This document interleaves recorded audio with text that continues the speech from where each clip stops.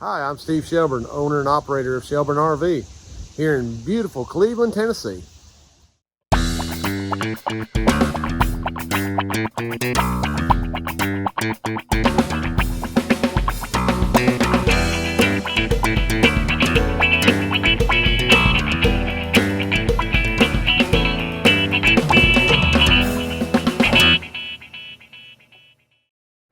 Well, good morning from Shelburne RV. I'm back from vacation, so trying to get back in the swing of things. It's a little late this morning, but had a lot going on since I got back.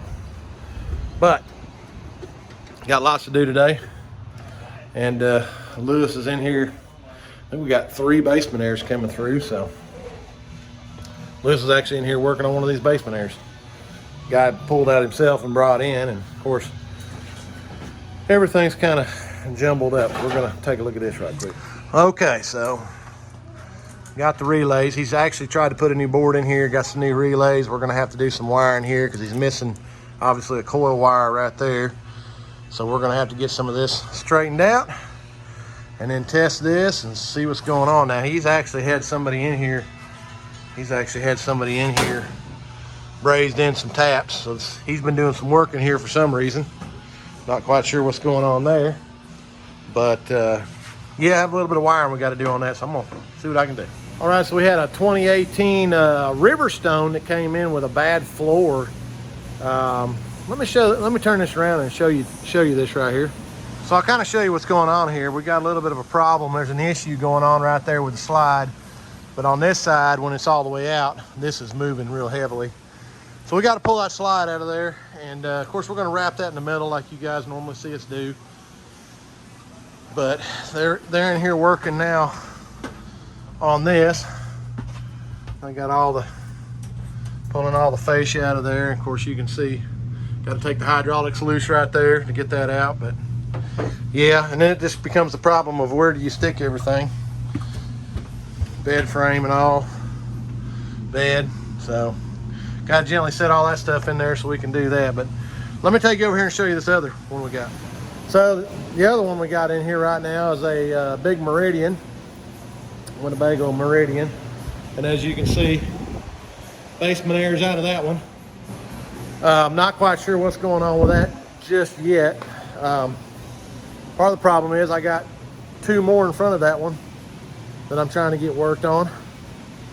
So I'll take you in here right quick and show you what I got going on. It's basement air city right now. Let me turn this around. So Mr. Lewis is in here. You can see we got that one right there. We determined it has a bad compressor number 2. This one here, we're pretty certain it's got a bad compressor number 2. We're gonna do some check out on that. And then that one there's the one that we've had in here. Came out of that big 5th wheel unit that's got a bad compressor 1. So got a bunch of compressor ones in here. Of course, we don't even know what's wrong with that other one just yet. So we're gonna dive into this one right quick and see what's going on with it. Okay, so we've got this basement air that we're doing the diag on, and it did come in with a bad compressor 1. We do have a bad compressor 1, but when we were test running this unit, on this side, we only had 3.1 amps, which tells me this unit had a low charge. So we went ahead and tapped it just to see what was going on, and come to find out, right here, underneath that, we had a leak. So I went in there and brazed that leak up, and now I've got about 135 pounds of nitrogen in that system to verify that that leak is gone. So once we put a compressor in there, we'll retest that. Should be good to go if we've got all the leaks solved, but we'll know here in just a little bit. But yeah, this one here did have Freon in it. So we're good to go on that. So probably just a bad compressor there, but obviously this one was number 2, didn't have no Freon in that system.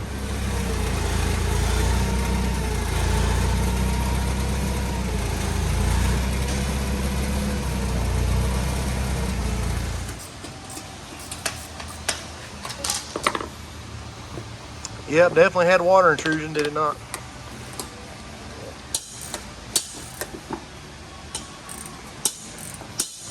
Back here on this one we're doing the floor on, they've got the metal now bent. Got the floor cut out. I actually have the floor installed. So basically what Brandon's gonna do is, he's got the new floor installed. We've got it screwed there. He's gonna do the red glue now. Glue this, glue that. You've seen us do this in other videos. Wrap that, seal that. This will never happen again. You see all this is now tucked up underneath here, so if the rain comes across there, there's no way the water's gonna get in there.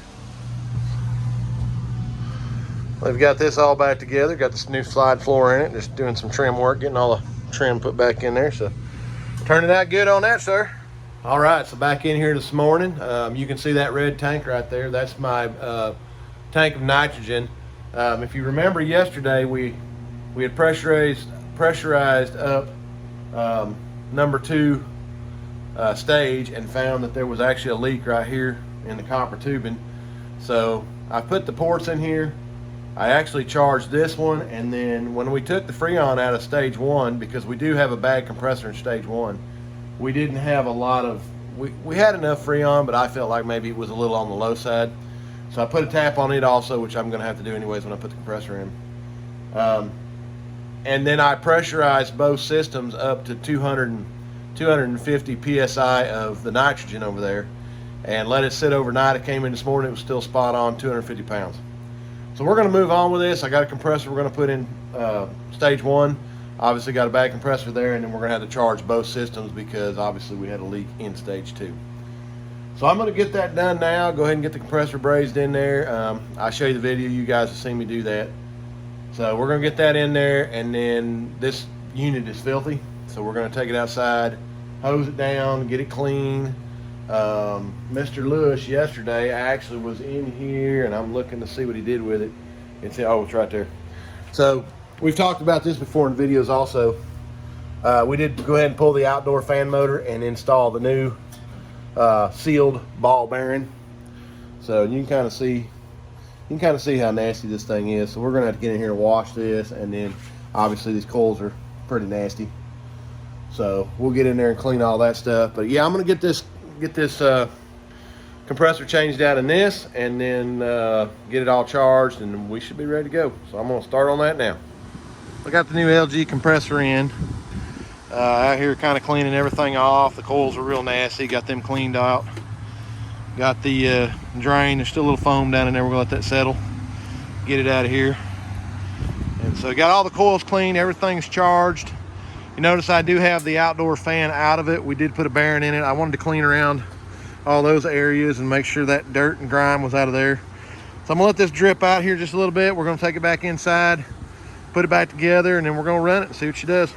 All right, so we've had this running now for about 30 minutes. You can see the water's dripping very nicely from the bottom. 8.84 on compressor 1. 7.82 on compressor 2. This does have the old style board. Everything's working. The customer did not want me to change that. So we're good to go. We're gonna let this one roll out the door. We're in here working on a brand new camper with a brand new Furrion air conditioner. Customer complaint was that the air unit is actually freezing up in the middle of the night. Now guys, I will tell you, this is a problem. This is a problem. This is cold air. I can feel cold air. Look at this. This ain't even sealed up right. This is all cold air that's being pushed out from here and pushed up back up into the evaporator coil, and this thing's freezing up. So I'm gonna go in here and tape. Yeah, look at this. I'm gonna go in here and tape all this up, and then I'll show you guys how we're gonna do that. Okay. Okay. As you can see now, I've got that taped all the way around the corners. I run some across there, but now that that's all taped correctly, that won't bleed any air. So brand new Furrion. Okay, so I'm on to my next Basement Air. You can see this is the model number 6535B871. Both compressors are running. I've got 8.6 amps on compressor 1. Compressor 2, I only have 2.7 amps. So we've got a charge issue going on here. So we're gonna go ahead and get a tap brazed into it, and then I'm going to pressurize it. We're going to see if we can figure out where the leak's at. We determined yesterday that the reversing valve is leaking. So I was fortunate enough that I had this Mach 10 that had just come in. It had no Freon in it, and we were going to scrap it out. So I was able to extract the reversing valve out of it. And so now all we got to do here is I'll have to get that other one out of there, and then I'll do a little bit of plumbing to get this to work, but I can make that happen. So I'm gonna show you how we're gonna do that now. All right, so we've got the new reversing valve in here. I've got it all plumbed in, had to do a little bit of solder work there to get that in there, but I've got it working now. Lewis is out here cleaning the coils. You can see how nasty this one was. We're gonna get the coils all cleaned up, we're gonna get it serviced out, and then we're gonna run it for its test. All right, Lewis has got this in here now. We did go ahead, the customer wanted us to go ahead and change this bearing on the indoor blower, so we've got that done. He's got all the coils clean, and then of course while we had all this out, we went ahead and cleaned out this drain, and then we are going to actually hit this with some paint to try to slow this rust down, because that is a problem. You guys saw on one we did a while back where we actually had to build this new pan. So we're gonna clean this, dry this, put some paint on this. We're gonna put this back in here, and then we're gonna retest this unit. So Lewis and I have got this basement air all finished up. You can see how much water that's been running, about 15, 20 minutes. But obviously we got good temperature coming out of there. Lewis has got it all put back together. So reversing valve all changed out, got good heat coming out both. All the amp draws were good. So we are ready to reinstall that back in this Meridian, and then we'll retest it once we get it back in there. All right, so our next project is we're gonna be working on a 6535 Alpha 871. This unit was built in 06. Customer brought this one in. It had a little bit of a mess with the wiring. He'd been trying to do some of that himself, and it wasn't right. But after I did get it running, we did find out that we do have a shorted out compressor number 2. So we're gonna be changing that compressor out, and then we'll get it running and see what we got going on. Well, good morning. James and I are about 2 hours north up in Pigeon Forge, Tennessee. Got a call that we had another river ranch with the basement air that was not cooling. So we're up here gonna take a look at this and see if we can figure out what's going on. Let's take a look.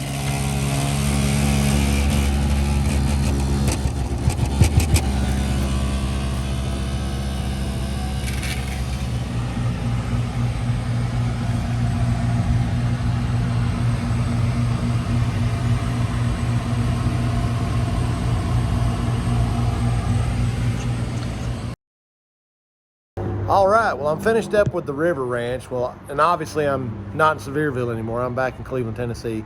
Got that all finished up. There was some issues with the duct work and the tape work, and you saw how we resolved that.